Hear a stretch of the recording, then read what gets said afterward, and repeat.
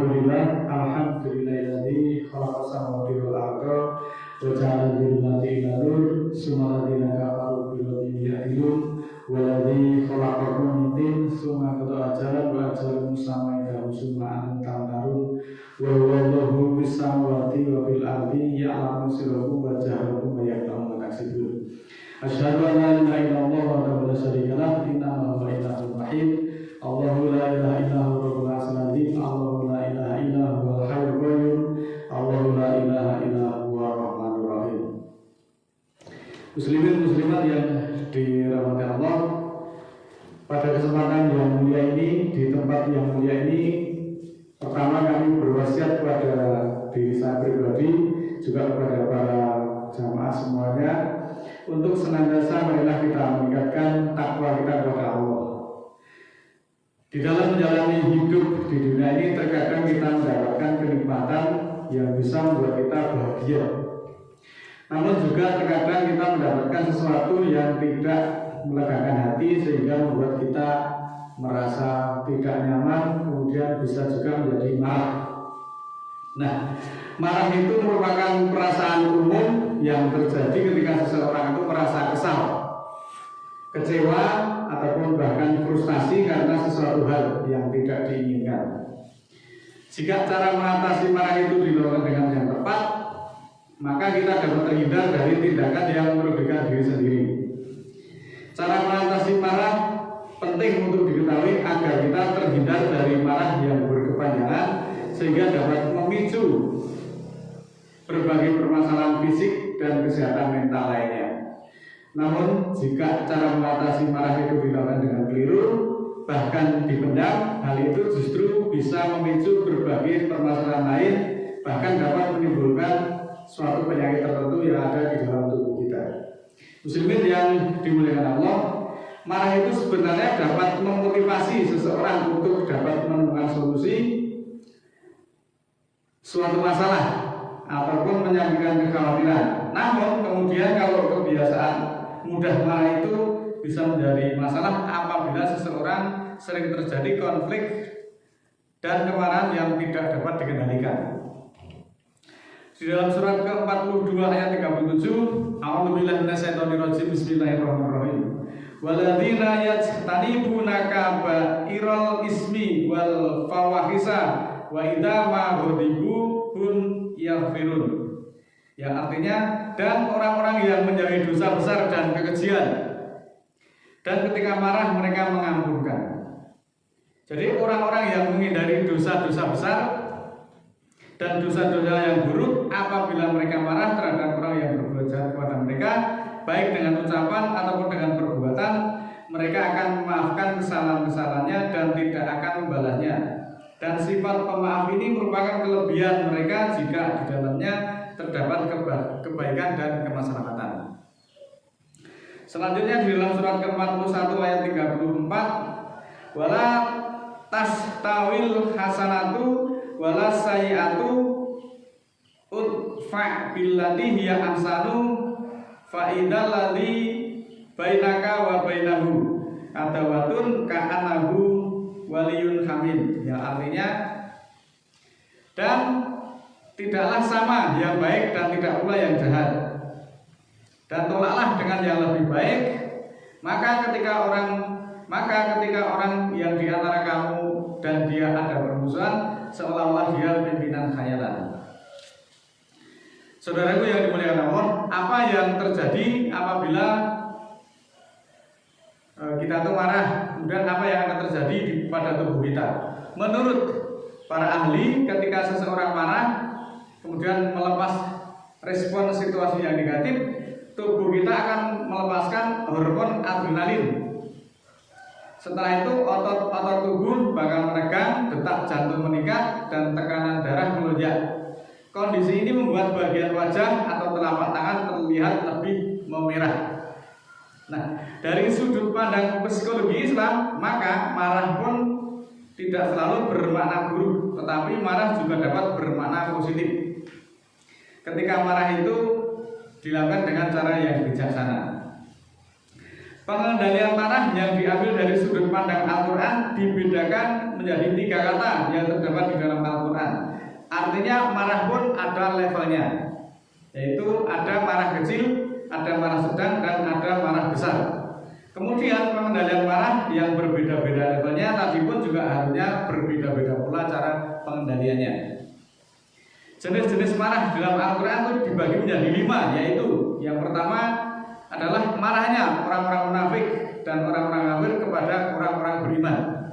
Yang kedua, marahnya orang-orang jahiliyah pada saat kelahiran anak perempuan. Jadi pada zaman kebodohan itu, ketika sebuah keluarga itu melahirkan anak perempuan itu, mereka justru marah karena perempuan dianggap tidak berguna, perempuan dianggap hanya ngerepoti dan sebagainya. Nah, ini kemarahan-kemarahan seperti ini juga bisa menimbulkan kemarahan di hati orang-orang jahiliyah pada saat itu. Kemudian yang ketiga, marahnya Nabi Musa alaihissalam kepada kaumnya. Dan yang keempat adalah marahnya Nabi Yunus kepada kaumnya. Yang kelima adalah marahnya Allah kepada manusia. Efek negatif dari marah di dalam Al-Quran yaitu yang pertama, banyak menjumpai kesulitan dan penyesalan. Jadi marah itu kalau tidak terkendali nanti justru akan menemukan berbagai kesulitan dan penyesalan. Apalagi marah yang sampai meledak-ledak. Kemudian tidak mendapat keuntungan dan akan mendapatkan murka dan laknat dari Allah SWT. Pengendalian marah di dalam Al-Quran bisa dengan cara yaitu segera memohon perlindungan kepada Allah Ta'ala, kemudian memaafkan orang lain, bersabar, berbuat baik kepada orang yang telah berbuat jahat kepada kita, dan secepatnya untuk selalu ingat kepada Allah. Dan yang terakhir, apabila terpaksa marah, hendaklah dilakukan dengan cara yang bijaksana. Muslimin yang dimuliakan Allah, setiap orang itu memiliki ciri atau khas yang berbeda pada saat marah. Beberapa ciri-ciri kemarahan secara umum termasuk suaranya meninggi, kemudian tangannya mengepal, mengerutkan kening atau cemberut rahang, kemudian rahangnya terkatup, tubuhnya gemetar, detak jantungnya cepat, dan keluar keringat secara berlebihan. Dalam Islam, segala sesuatu tentunya harus disandarkan kepada petunjuk Al-Quran. Demikian juga soal mengatasi marah di dalam diri. Berikut ini beberapa ayat di dalam Al-Quran yang dapat kita renungkan bersama-sama. Di dalam surat ke-3 Al-Imran 134, A'udzubillahi minasyaitonirrajim, Bismillahirrahmanirrahim. Alladzina yunfikuna fis-sarra'i wad-dharra'i wal kadhiminal ghaidha wal 'afina 'anil nas wallahu yuhibbul muhsinin. Dan orang-orang yang berinfak dalam keadaan bahagia dan bahaya dan menahan rasa jengkel serta memaafkan manusia, dan Allah menyukai orang-orang yang berbuat baik. Selanjutnya di dalam surat yang sama ayatnya 133, wasariyu ila maghfiratin mir rabbikum wa jannatin 'arduhas samawati wal ardu mu'iddat lil muttaqin. Dan bersegeralah kepada ampunan dari Tuhanmu dan surga seluas sama dan bumi, dan dijanjikan untuk para muttaqin. Muslimin muslimat yang dimuliakan Allah, tentu kita pernah melihat orang yang begitu mudah marah, kemudian memaki-maki, mengumpat dan lainnya hanya karena masalah sepele atau hal-hal yang kecil, hal-hal yang sepele. Maka takwa adalah jalan keluarnya, solusi dari suatu permasalahan. Namun sebenarnya yang lebih dekat dari itu adalah takwa itu mampu menstabilkan emosi seseorang. Ternyata takwa itu adalah berbagi dalam kondisi yang lapang maupun kondisi yang sempit. Takwa juga menahan amarah dan memberi maaf. Selanjutnya melakukan kebaikan-kebaikan sesuai dengan surat ketiga ayat 134 tadi. Nah, orang yang takwa harus mampu menahan amarah. Jika tidak ditahan, maka ketakwaan itu bisa luntur. Jadi sidik-sidik marah itu hati-hati. Takwanya itu bisa luntur. Marah harus ditahan. Jadi cerdas itu bukan sekedar kognisi, linguistik atau matematik, apapun yang sifatnya sempit, tetapi kecerdasan tertinggi pada manusia adalah ketakwaan atau cara pengendalian ketika orang itu marah. Marah yang berlebihan kemudian meledak-ledak itu sifatnya kayak orang-orang primitif, bukan hanya merusak kehidupan sosial, namun juga dapat berbahaya bagi kesehatan kita. Berikut ini beberapa efek buruk marah bagi kesehatan yang perlu diwaspadai, bahwa dengan kita sering marah yang tidak terkendali itu, yang pertama dapat meningkatkan risiko penyakit jantung. Ini adalah kajian dari para ahli. Kemudian bisa meningkatkan risiko stroke. Kemudian juga bisa menurunkan daya tahan tubuh. Yang keempat bisa memperburuk gangguan kecemasan, dan yang terakhir bisa merusak paru-paru. Muslimin yang dimuliakan Allah, demikian kita bahas sekilas pada majelis yang mulia ini. Perlunya orang-orang takwa itu mengendalikan amarah. Jadi amarah itu juga jangan diumbar semau-maunya. Amarah tetap harus dikendalikan. Apalagi orang yang bertakwa senantiasa harus bisa menahan amarah, harus dikendalikan agar kita bisa terhindar dari berbagai risiko yang ternyata akibat buruk terhadap diri kita itu sangat berbahaya. Oleh karena itu, marilah kita senantiasa mengkaji dan mendalami ayat Al-Quran. Semoga Allah ridho dan memberikan pertolongan serta petunjuk kepada kita semuanya. A'udzubillahi minasyaitonir rajim. Bismillahirrahmanirrahim. Allahumma ighfirli walil mu'minina wal mu'minat al-ahya'i minhum wal amwat innaka samiun qaribun mujibud da'wat innaka 'ala kulli syai'in qadir. Rabbana la tu'akhidna in nasina aw akhtana.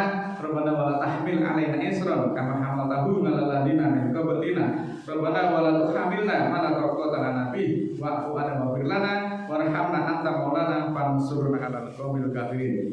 Rabbana ighfir lana dzunubana wa kaffir 'anna sayyi'atina wa tawaffana ma'al abrar. Rabbana la tuzigh qulubana ba'da idh hadaitana wa hab lana min ladunka rahmah innaka antal wahhab.